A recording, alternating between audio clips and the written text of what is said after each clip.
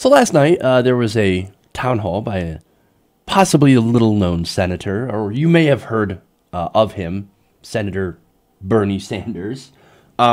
This town hall was on income inequality. So now that's a fairly important subject. It's something that we don't see on corporate media a lot. In fact, they don't really talk about it. Maybe it's because it's an unpopular topic. Doesn't get a lot of headlines, doesn't get a lot of press. The fact that the rich are getting richer, the poor are getting poorer, and there is just this gigantic rift between the haves and the have-nots.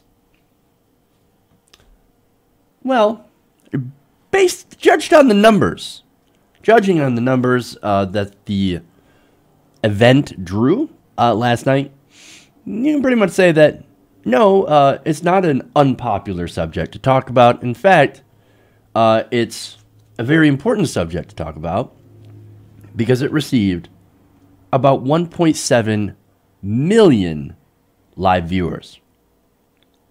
Damn. Now, Huffington Post reports that the panel discussion event called Inequality in America, the Rise of Oligarchy and Collapse of the Middle Class, exceeded the viewership of Sanders' first live town hall on single-payer healthcare in January. That got about 1.1 million live viewers. Now, what's very, very interesting about this is that this wasn't on like CNN. This wasn't on MSNBC. This wasn't on any of the large cable networks. This was strictly online. In fact, they partnered with the Guardian, our affiliate, the Young Turks, Now This, and Act TV to get together and basically broadcast this very, very important discussion. Now, this means that there are not a lot of regular moderators. It's not like in a debate fashion. No, this is basically an event where he brought in people, experts, to go and talk about the effects of income inequality in America, which is awesome. Now, in fact, they had three co-hosts. You had Elizabeth Warren, Derek Hamilton, and filmmaker Michael Moore. Now, according to the Post, together they interviewed three guests with specialized knowledge of the economic and political structures suppressing economic mobility and funneling wealth upward. Catherine Coleman Flowers, founder of the Anti-Poverty Alabama Center for Rural Enterprise Community Development Corporation, that's a long title, spoke about the destitute poverty of the rural black community in Alabama. Now, in this specific place in Alabama, there was people that are exposed to untreated sewage. That's horrible. That's like something that you would think of a third world country, but no, that's happening in Alabama. And it's happening, of course, to the African American community. But wait a minute, I thought us Sanders bros didn't care about black people. No, we actually do care quite a bit what happens. And look, this economic inequality, of course, coupled with institutional racism, it creates situations like that. So it's great that they had that person come on and talk about it. Now, there's another person who represented labor. Now, this is Cindy Estrada, vice president of the UAW. Now, she talked about organized labor in their effect in raising living standards, and how, of course, the decline of labor has lowered living standards. And look, I have my own experience with working in unions. I've worked in a union shop. I've worked in non-union shops. Guess which one's better? Guess which one actually paid people better? Obviously, it's the union shop. Now, they also had Gordon Laffer, political scientist from the University of Oregon, and he talked about corporate interests and how those interests neutralize public opposition through campaign donations and lobbying. So that's what they talked about.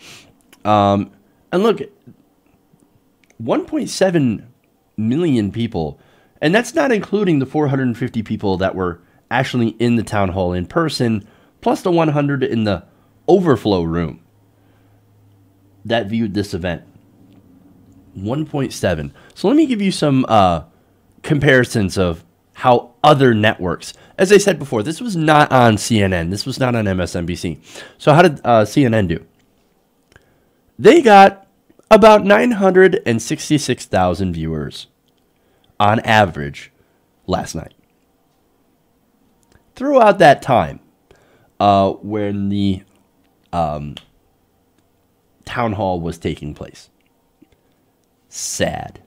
966,000 viewers. And look, of course, you had other cable news outlets doing a little bit better. You had Fox News and MSNBC drawing about 2.7 to 2.4 million, respectively.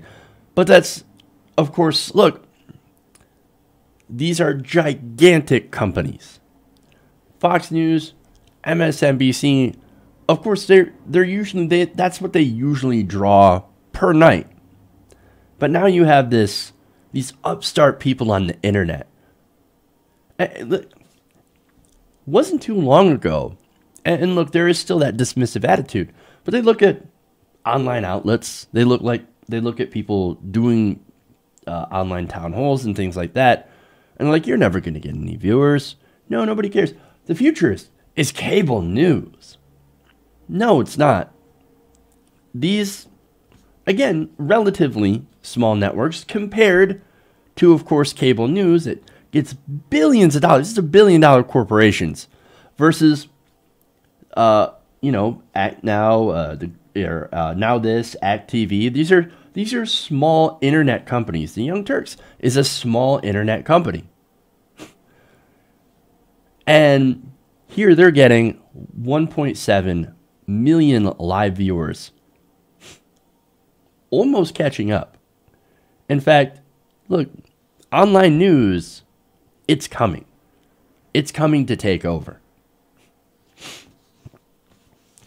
I mean, deny it at your peril. CNN, MSNBC, Fox News, cable news in general.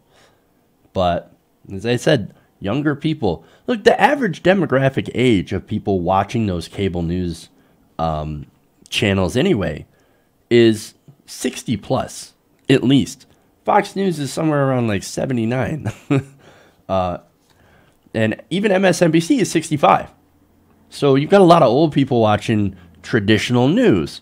Whereas you've got a lot of younger people that are saying, I've had it with cable news. I've had it with cable television.